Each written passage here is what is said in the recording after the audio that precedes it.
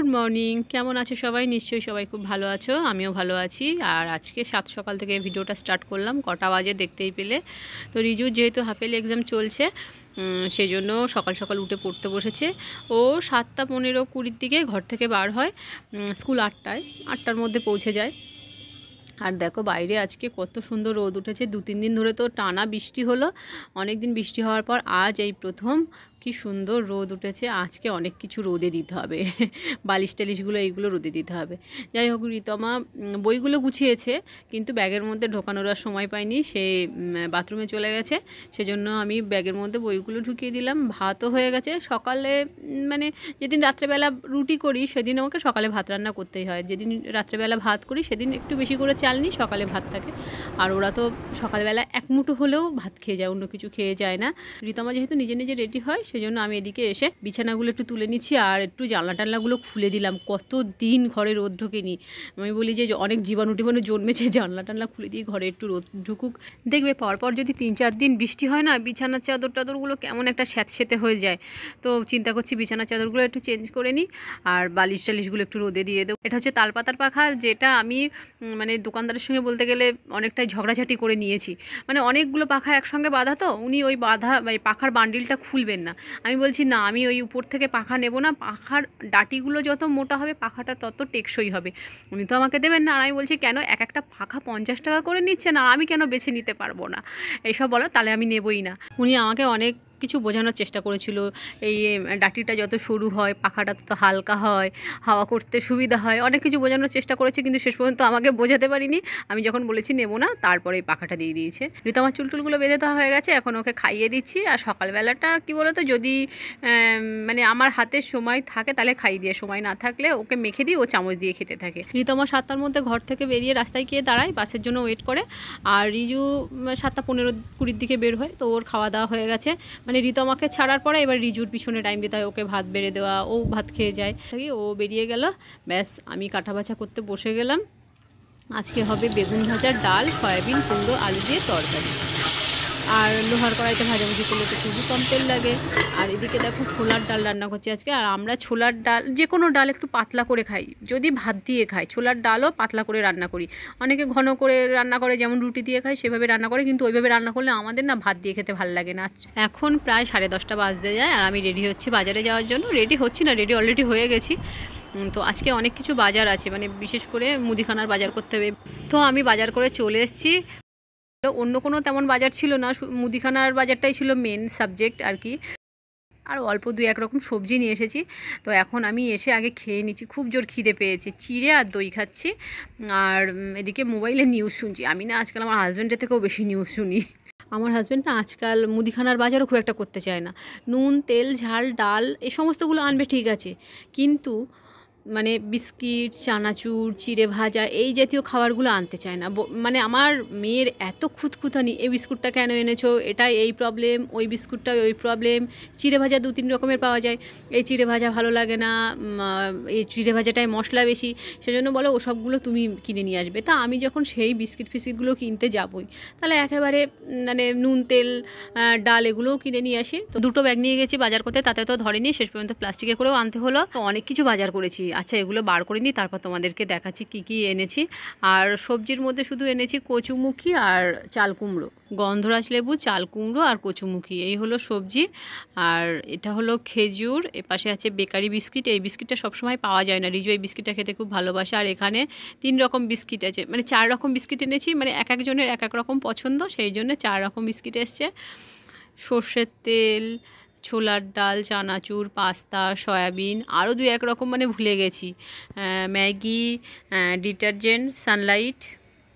আচ্ছা, এগুলো তো বার করলাম, এবার এগুলোকে গোছানোর পালা। শুধু তো বাজার থেকে আনলে হবে না, গুছিয়ে টুছিয়ে রাখতে হবে।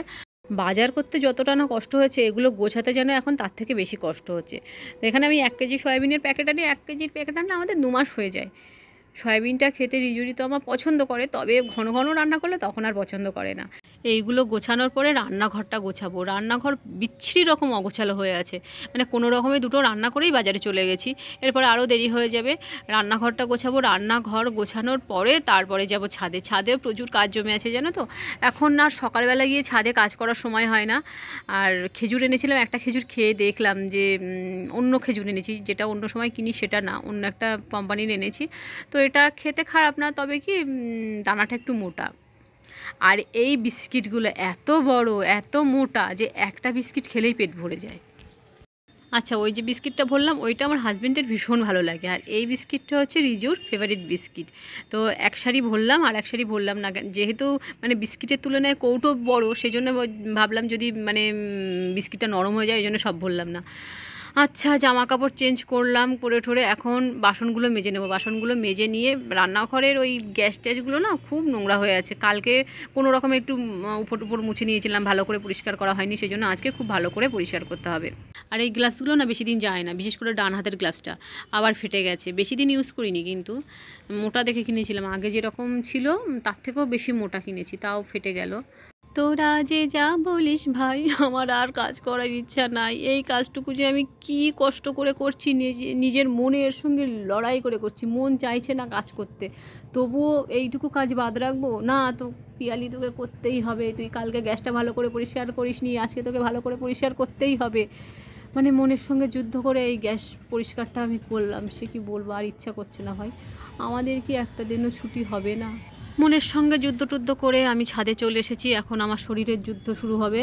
দেখো, গাছে জল দিতে পারিনি সকাল থেকে, সেই জন্য গাছগুলো কেমন একটা হয়ে গেছে। আর উচ্ছেটা আমি চোখেই দেখিনি, হলুদ হওয়ার পরে চোখে পড়ছে। জলের বোতল নিয়ে এসেছি, এত রোদ যে রোদে কাজ করতে গেলে জল পিপাসা পেয়ে যাবে। আর কিছু জামা কাপড় ছিল, বাজারে টাজারে গেছি, ঘেমে গেছিলো, সেই সবগুলো ধুয়ে মেলে দিলাম। আচ্ছা, আমি আগে না সবার আগে গাছে জল দিয়ে নেবো, গাছগুলোকে দেখে আমার খুব কষ্ট হচ্ছে। পরপর 2-3 দিন বৃষ্টির পরে যখন হঠাৎ করে চড়া রোদ দেয়, গাছগুলোর অবস্থা সব থেকে খারাপ হয়ে যায়। মানে অত বৃষ্টির পর হঠাৎ রোদ ওরা সহ্য করতে পারে না। বালতিতে জল ভরতে দিয়েছি, 1 বালতি জল ভরতে হতে যথেষ্ট টাইম লাগবে। এদিকে আমি এই যে জামরুল গাছটা ঠিক করবো, জামরুল গাছটা তো প্রায় মরেই যাচ্ছিলো, তো এই জল পাস হচ্ছিলো না বলে সেই জামরুল গাছের মাটি পাল্টে আবার ঠিক করলাম। তারপরে জামরুল গাছটা কত সুন্দর হয়ে উঠেছে। জামরুল গাছটা একদিকে কাত হয়ে পড়েছিল, ওই জন্য দড়ি দিয়ে টানা দিয়ে ওই বাঁশের সঙ্গে বেঁধে দিলাম।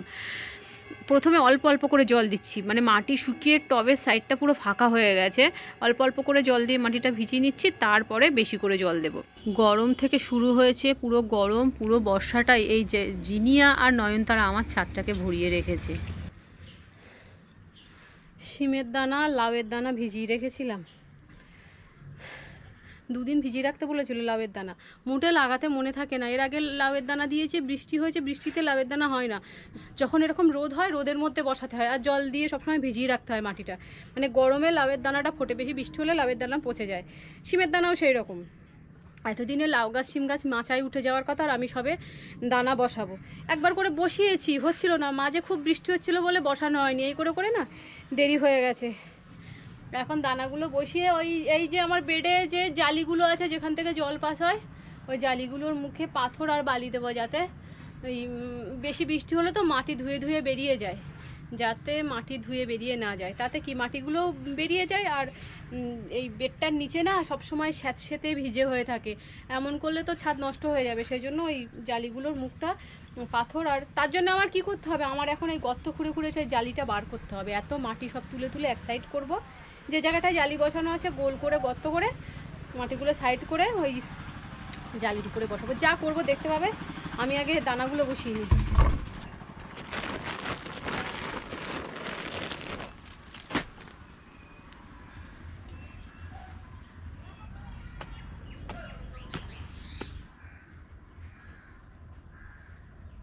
সুখে থাকতে ভূতে কিলায়, একটা কথা আছে না, আমার অবস্থা হয়েছে তাই। যাই হোক, সংসারের কাজকর্ম করে, সংসার ধর্ম করে দিনটা কাটছিল, তার উপরে ছাদ বাগান করে এখন আমার তো সময় মোটেই নেই। মানে রোজ ছাদ বাগানের পিছনে অন্তত 8 ঘন্টা থেকে 45 মিনিট সময় দিলে ছাদ বাগান আরও দারুণ হতো, কিন্তু সে সময়টা তো দিতে পারি না, সেই জন্য ছাদ বাগানটা আর ওই রকম মনের মতন করে করে তুলতে পারি না। ওখানে আমি নিচু হয়ে দেখছিলাম জালিটা কোথায় বসানো, সেটা দেখে তারপরে ওই জায়গাটা মানে মাটিটা তুলবো। আমার দাদুর মুখে না একটা প্রবাদ কথা শুনতাম, প্রায়ই শুনতাম, যে খাচ্ছিল তাতি তাঁত বুনে, মরলো তাতি এড়ে গরু কিনে। আমার অবস্থা হয়েছে তাই। তো যেহেতু অনেকটাই গর্ত হয়ে গেছে আর কোদাল দিয়ে খোঁড়া যাচ্ছে না, সেজন্য শাবল নিয়ে এসেছি, শাবল দিয়ে গর্তটা করতে হচ্ছে এখন।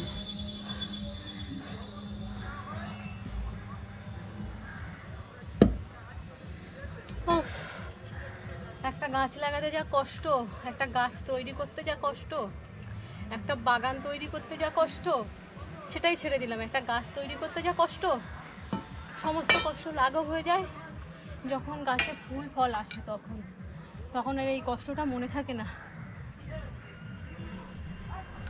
শীতের সবজি লাগানোর আগে এই জালিগুলো যদি আমি ঠিক না করি তাহলে আবার পরের বর্ষাকালে একই অবস্থা হবে।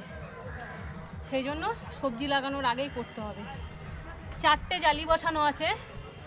আমি আগের দিন একটা ঠিক করেছি, আজকে একটা করবো। দিনে এক দিনে একটা করে করতে পারবো, একদিনে 2-3টে জালি আমি ঠিক করতে পারবো না। টোটালে 4টে আছে, আর 2 দিন খাটলেই হয়ে যাবে। এইখানটায় একটা আছে, সেটা পারবো, কিন্তু ওই মাথায় যেটা আছে সেটা এই মুহূর্তে করা সম্ভব না। ওখানে অনেক গাছ আছে, বেগুন গাছ যখন মরে যাবে তখনই লাগাতে পারবো।